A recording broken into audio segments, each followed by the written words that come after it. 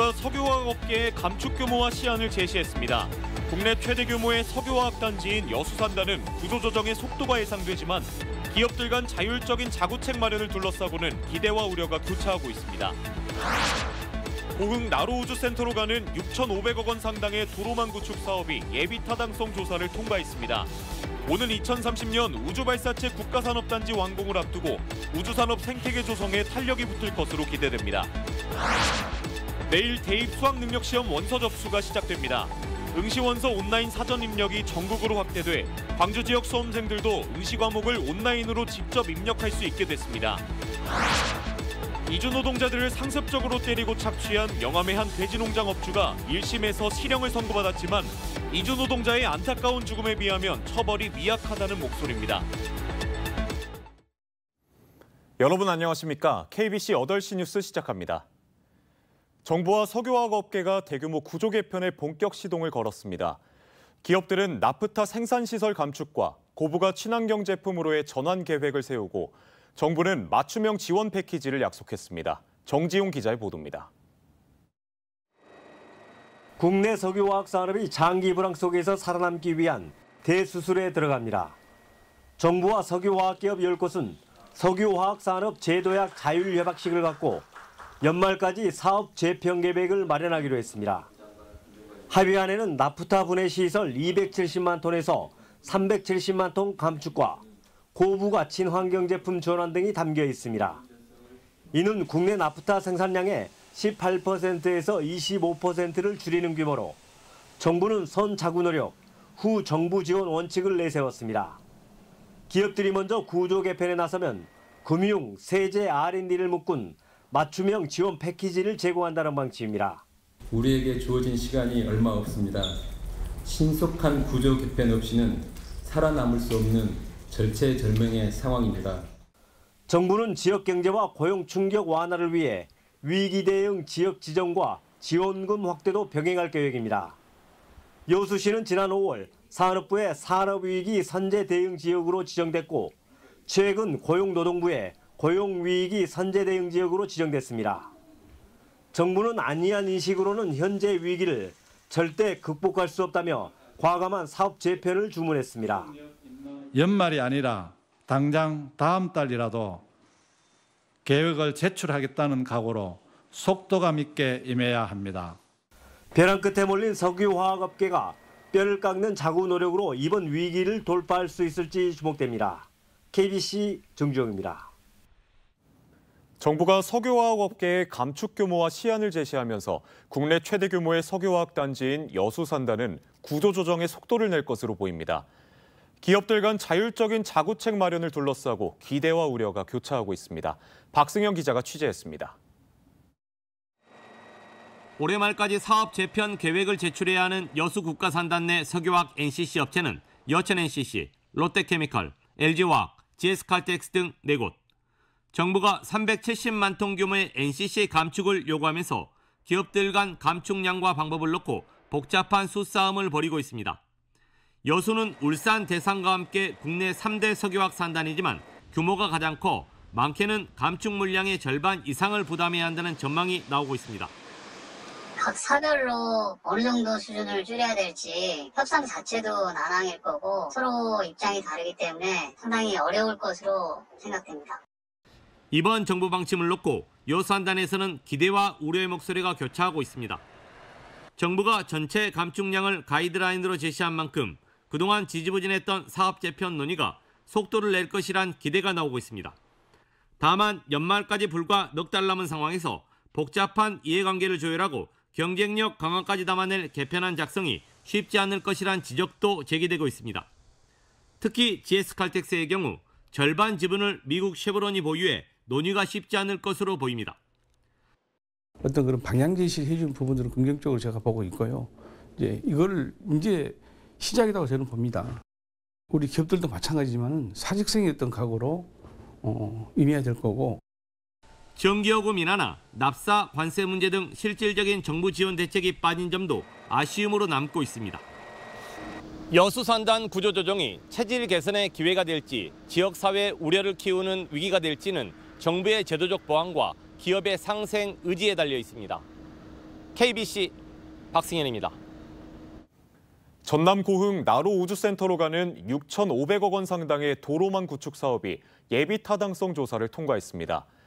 오는 2030년 우주발사체 국가산업단지 완공을 앞두고 우주산업 생태계 조성에 탄력이 붙을 것으로 기대됩니다. 정희진 기자입니다. 전남 고흥읍에서 나로 우주센터를 잇는 국도 15호선. 굴곡이 심한 데다 왕복 2차선에 불과해 대형 장비를 옮기거나 발사체 구조물을 운반하는 데 어려움이 잇따랐습니다.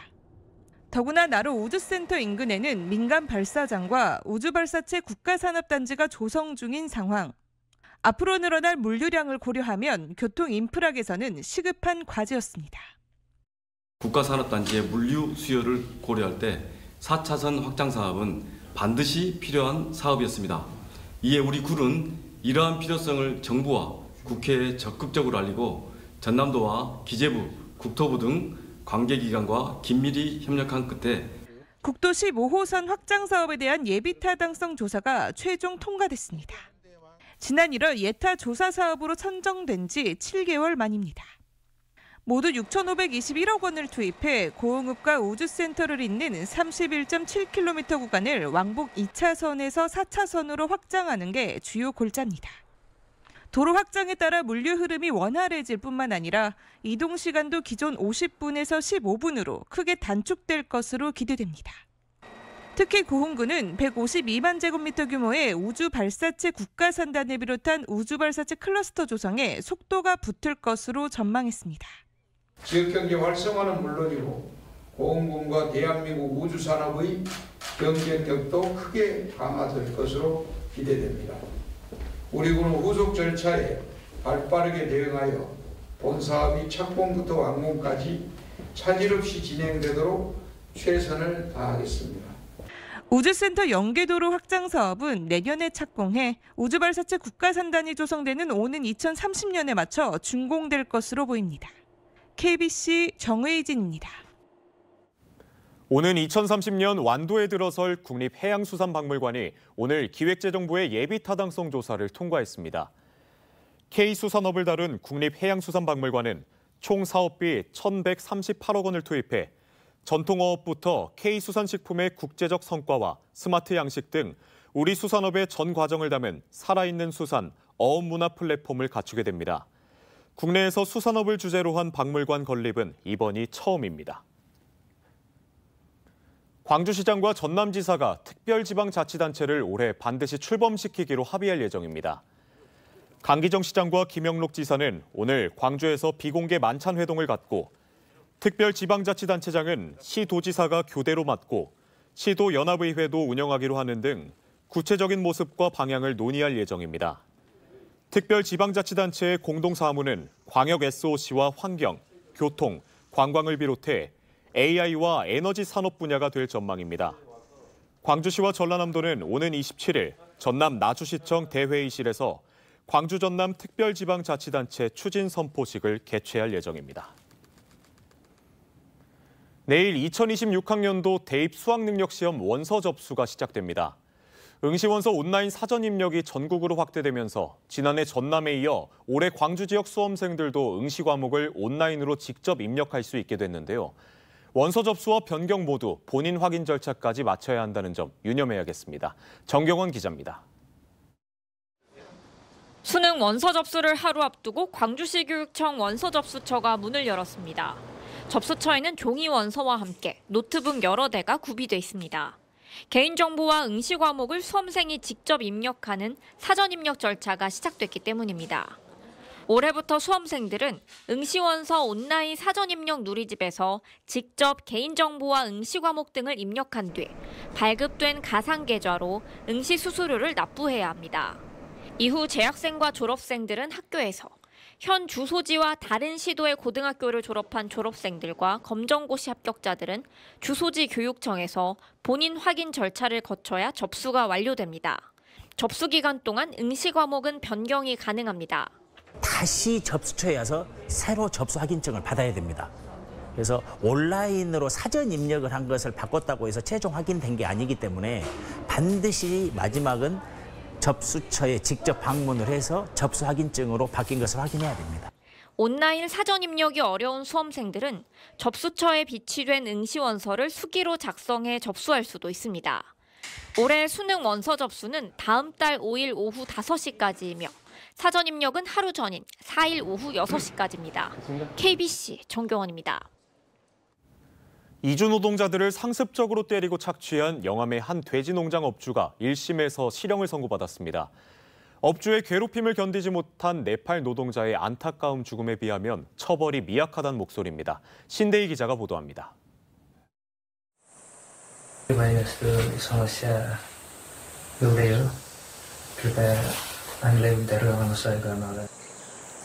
네팔 이주 노동자 뚫 씨는 돼지 농장에서 사장의 폭행과 괴롭힘에 시달리다가 지난 2월 스스로 세상을 떠났습니다. 뒤늦은 근로감독과 수하로 동료 노동자들도 뚫 씨와 같은 노동 착취와 괴롭힘, 체부를 당한 사실이 밝혀졌습니다. 재판에 넘겨진 돼지 농장 사장 A 씨는 1심에서 징역 2년과 벌금 100만 원을 선고받았습니다. 이주노동자 지원단체는 뚫 씨를 죽음으로 내몬 사업주에게 내려진 1심 형량이 약하다고 지적했습니다. 그 가해 행위가 너무나도 참혹한 학대 행위였음을 상기하게 됩니다. 네팔에 계신 가족들의 입장, 할머니의 그 눈물을 생각하면 미흡하다고 생각합니다. 1심 재판 결과를 두고 농장주와 검찰 모두 항소할 것으로 예상되는 가운데 뚫 씨가 산업재해를 인정받는 게 중요합니다. 뚫 씨는 지속적인 괴롭힘과 과중한 업무로 쓰러졌는데 아픈 척하지 말라는 질책 속에 일을 계속해야만 했습니다. 사장이 이 괴롭힘 때문에 사망하는 거라서 이게 직장의 괴롭힘이고 산재로 분명히 산재 사건입니다. 극심한 육체적 정신적 고통으로 뚫 씨가 숨진 만큼 업무상 재해를 인정해 억울함을 풀어줘야 한다는 겁니다. 최종적으로 산재가 인정이 되어야지만 이제 이 사건이 그나마 돌아가신 출시푼 씨와 그리고 유족분들의 어떤 억울함이 조금이나마 해소될 수 있는 것이 아닐까. 이제 관건은 항소심과 업무상 재해 인정입니다. 이주노동자 지원단체는 산업재해 인정과 사업장 이동의 자유를 보장하라고 촉구했습니다. KBC 신대희입니다. 소멸이란 말이 나올 정도로 지역이 어렵습니다만 지역 방송도 그 위기를 함께하고 있습니다. 다행히 새 정부가 균형 성장을 강조하면서 여러 지원 논의가 시작되고 있는데 오랜 골칫거리인 방송통신발전기금 문제가 첫 단추가 될 걸로 보입니다. 민방공동취재단 김도환 기자입니다. 방송통신발전기금은 지상파와 종편 등이 십시일반 부담합니다. 문제는 내는 곳 따로 쓰는 곳 따로고 지원 기준도 모호하다는 겁니다. 작년만 봐도 기금을 내지 않는 문체부 소속 국악방송과 아리랑 TV에 200억 원 가까이 지원했습니다. 지역방송 몫은 45억 원이었습니다. 방송사별로 1억 원 조금 넘는 지원금입니다. 지역 소식과 문화를 담아낼 좋은 프로그램 하나 만들기도 빠듯합니다. 국회에서 문제 삼는 지점입니다. 이거 방통위가 자금은 지원하고 문화부가 규제하는 건 이거 좀 안 맞지 않아요? 상식적으로 안 맞잖아요. 이게. 더불어민주당 이훈기 의원이 주도하는 대안은 아리랑 TV와 국악방송 예산을 소속 부처인 문체부가 맡고 남는 200억 원 정도를 지역방송에 돌리자는 겁니다.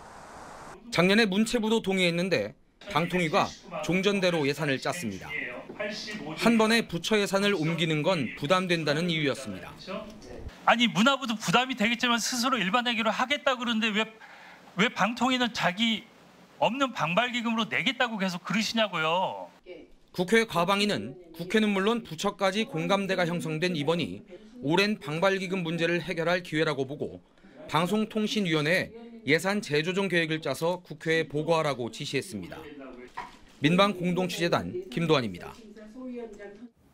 더불어민주당 전남도당 소속 국회의원들과 전라남도가 예산정책협의회를 열어 예산 확보와 관련법 정비에 나서자고 뜻을 모았습니다. 전라남도는 지역 국립의대 설립과 AI 에너지 클러스터, 석유화학 대전환 등 10건의 정책 건의와 5건의 법률 재개정 사항 등 지역 현안을 국회의원들에게 설명하고 협조를 요청했습니다. 협의회에 참석한 국회의원들은 지역 발전을 위해 관련법 제정과 예산 확보에 노력하겠다고 말했습니다. 광주 AI 산업 2단계 사업 성공을 위한 정책 간담회가 열렸습니다. 광주광역시의회 산업건설위원회는 오늘 광주시와 시의원, 업계 관계자 등과 함께 광주 AI 1단계 평가와 2단계 전망을 위한 정책 간담회를 열었습니다. 이 자리에서 참석자들은 개인정보 등 규제 완화와 정부 지원 연계 전략, 기업체 연구소 등과의 협력 강화 필요성 등을 강조했습니다. 광주 양과동에 있는 가연성 폐기물 연료화 시설, 이른바 SRF에서 법적 기준치 이상의 악취가 검출돼 논란이 일어난 가운데 광주시가 악취 문제 해결을 위한 민관합동 TF를 구성하기로 했습니다. 광주시는 남구 효천지구 일대 주민들을 중심으로 하는 민관합동 TF를 구성해 SRF 운영사인 포스코 ENC로부터 제출받은 모든 자료를 TF에 공유하고 향후 대책을 논의할 예정이라고 밝혔습니다. 광주 SRF는 지난 6월과 8월 4차례 이뤄진 오염도 검사에서 법적 기준치를 초과하는 복합 악취가 측정된 사실이 뒤늦게 알려져 논란이 일었는데 이후 지난 16일과 17일 실시한 검사에서는 적합 판정이 나왔습니다. 지리산 대화엄사 23대 주지 우석 스님이 취임 100일을 맞아 새로운 변화, 미래로 100년을 주제로 기자회견을 열었습니다. 우석 스님은 부드럽고 포용력 있는 리더십으로 화엄사의 새로운 변화를 시작하겠다며 수행 도량과 문화 공간, 지역 상생의 7대 실천 과제를 제시했습니다. 천년 고찰 화엄사는 이번 비전 선포를 계기로 전통과 현대가 좋아하는 한국 불교의 모범 도량으로 도약을 다짐했습니다.